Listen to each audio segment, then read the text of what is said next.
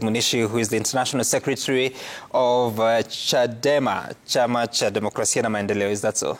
Exactly. Right, and in the papers you'll find that the headlines, Daily Nation is about Samia I's history as Tanzania votes. More than 37 million Tanzanians head to the polls today in a contest that President Samia Suluhu Hassan is widely expected to emerge victorious on the standard Samia versus Suluhu. Opposition members have been edged out of Tanzania's vote, turning it into a one-horse race. The democratic ideals Mwalimu Julius Nyerere once championed now seem buried under a tightening grip of autocratic control. As Tanzanians head to the polls today, the air across Arusha, Dar es Salaam and Moshi is thick with uneasy calm, a nation voting under the shadow of fear, silence and inevitability. That's what the Standard is reporting. But Munishi, first of all, are you going home to vote?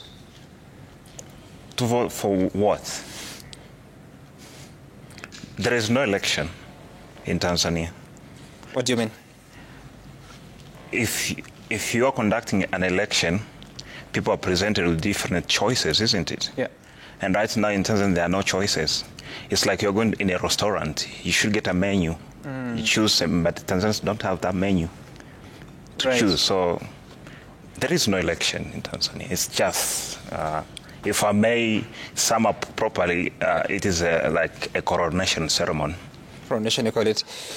Now, what role is Chadema playing in this election? Because you don't have a presidential candidate. I'm not certain if you have parliamentary candidates. What role are you playing? We don't have a presidential candidate. Yeah. Neither do we have parliamentary candidates and even councillorship candidates. And that's for obvious reason that the entire party was blocked to participate in these elections.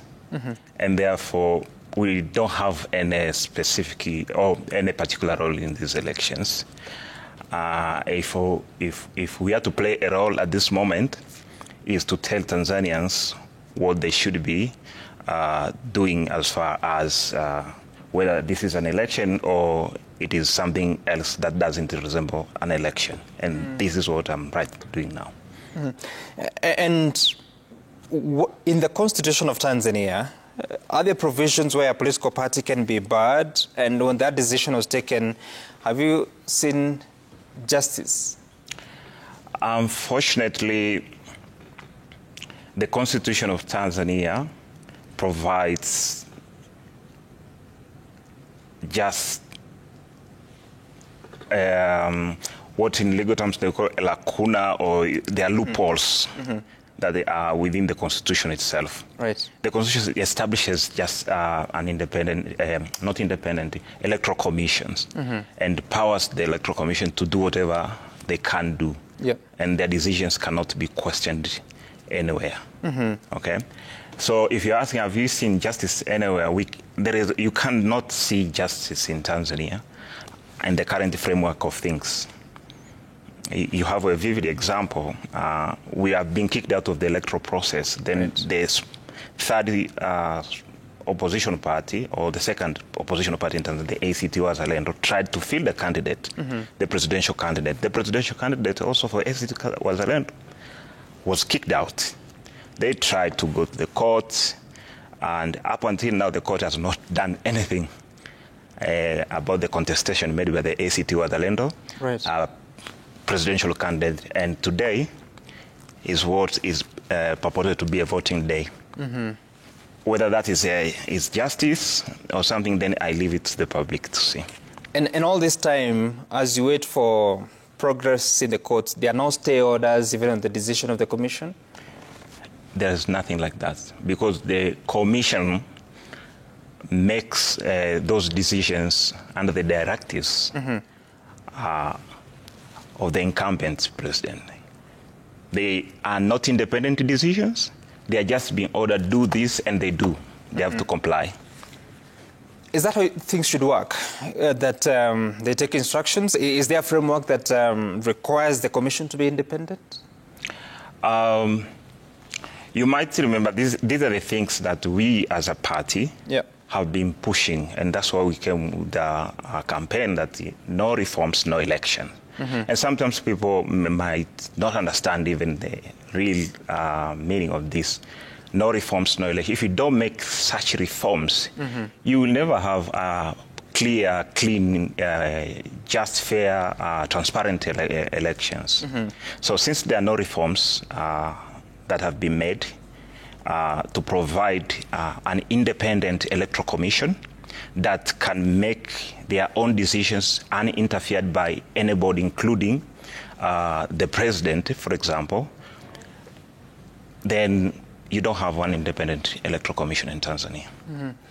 Yet you have 17 candidates to vote for, or rather, you're saying you'll not vote, but the Tanzanians that will go to the polls have 17 candidates to choose from.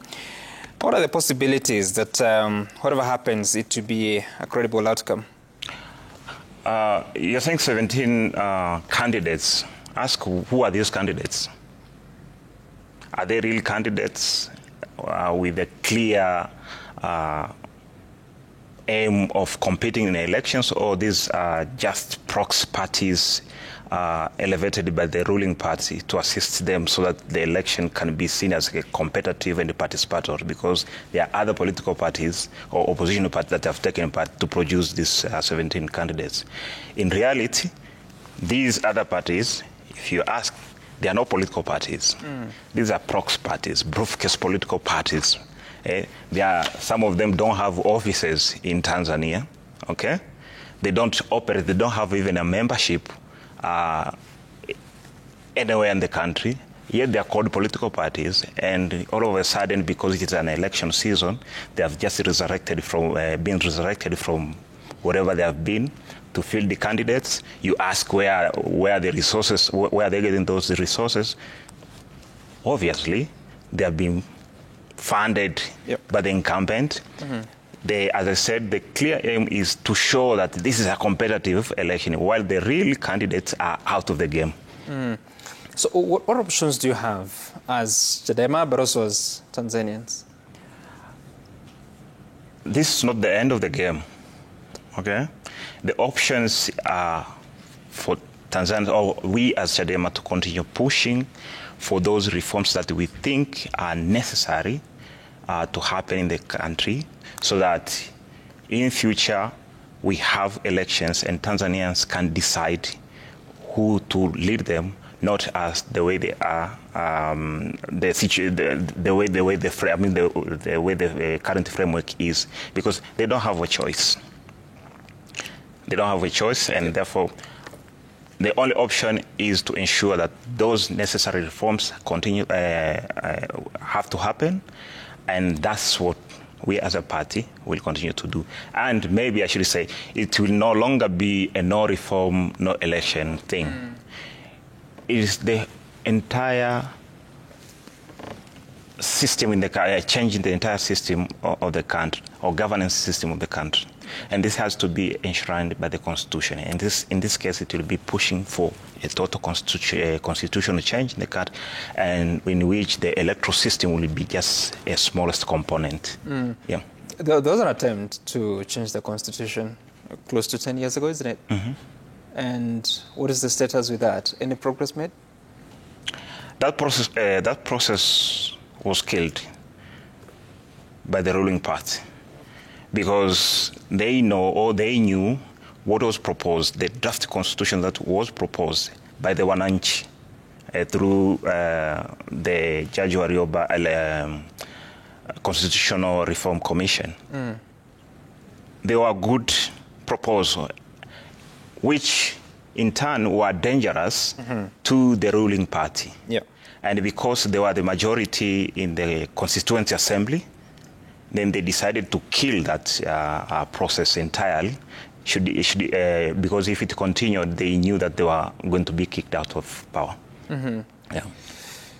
So much work to be done, but also, how safe do you feel, whether you're in Tanzania or in Kenya? The safety of Wananchi right now in Tanzania is not guaranteed. Tanzanians are living just like I don't know even what the best term to use, but in short, people are not sure of their safety. We have the wave of abductions going on. Yet the state that has to provide security, safety for the Wananchi doesn't do anything. And that tells a lot who is behind these abductions. Up until yesterday, I know the number that we had the day before yesterday, which I said it was 52, jumped to countless hundred of people being abducted violently. So generally, you cannot guarantee or say people are safe under these circumstances. People are being arbitrarily arrested daily and detained. Some are being detained incommunicado. Right now, we have our party vice chairperson is in detention. Why? Nobody knows. What crime did he commit? Nobody knows. The law provides if you arrest someone, within 24 hours, you have to produce that individual in the code of law, but he has not been produced in any court. That means the police in Tanzania who have to execute the laws are the lawbreakers institution. That means they're criminal. Anyone breaking a law is a criminal. About John Heche. I'm talking Johnny Heche, my party vice chairman. So anyone breaking a law. Is it known where he is? Eh? Is it known where he is? At least it has been established. Yeah. He was transported to Dodoma from Dar es Salaam where he was arrested. Right. But nobody has had access with John S. since then, because nobody is allowed to do so. Okay? And that's a question to the authorities, because they have no right to do so, but still they're forcing that he should not have access to anybody. His families, close family members, have not had access to him. Neither the party leaders who are outside have not been able to communicate with Johnny H. Okay. And yet he has not been produced in any competent court so that he can be charged if there is any offense he committed. So that's why I'm saying anybody breaking the law is a criminal. In this way, police who arrested John Heche, our vice chairman, ought to have produced him in the court. They have not done so. That means they are breaking the law, and therefore they are criminals. Tundu Lissu, how is he doing? He's in good spirit, and much as you know, anyone in prison cannot. It's not a good place to be, and therefore I cannot say he is in good condition, or as long as he's still spending time behind bars. Yeah. Then you can imagine the scenario. Has the trial begun? The trial had begun, but it has been suspended just to pave way for these sham elections. And it will proceed, I think, on the 4th of November. Yeah. So are we looking at a possibility? How will Parliament look if Chadema is not taking part? I know currently have just a small number of members. How will Parliament look after these elections? No, we don't have a small number of members in the Parliament. We didn't have members of Parliament in the last Parliament. And things went there. So if you're asking how will the Parliament look like without Chadema, it will look the same as it was in the last Parliament. That does not mean people will not have voice on crucial matters, okay? As long as whether we are in Parliament or outside Parliament, we'll still have to voice the Wananchi's concerns. So a Parliament can be inside the building, Dodoma, or outside. So long as we have that space, we'll use any avenue to have to continue our political movement. And finally, as International Secretary, have you gotten any help or support from the East African community? And what would you need, really, as Tanzanians? As Tanzanians, I would like to use this opportunity to thank Kenyans, the entire population of Kenya, regardless of their political divide, because they have been the voice of Tanzania, because as you know, media is not working in Tanzania. Censorship and suppression of media is something else. And Kenyans have taken that space, they are filling the gaps. So we thank Kenyans for that. So if you're asking, have you got any help from the East Africa? That's the real help we have got, and we need that also. Yeah. Thank you so much, Deogratias Munishi, International Secretary of Chadema, for making time for us to have this conversation. And Tanzanians go to the polls today. He calls it a sham election, but we'll later see how the process runs and also how democratic a process can be in the circumstances that Tanzania finds itself in.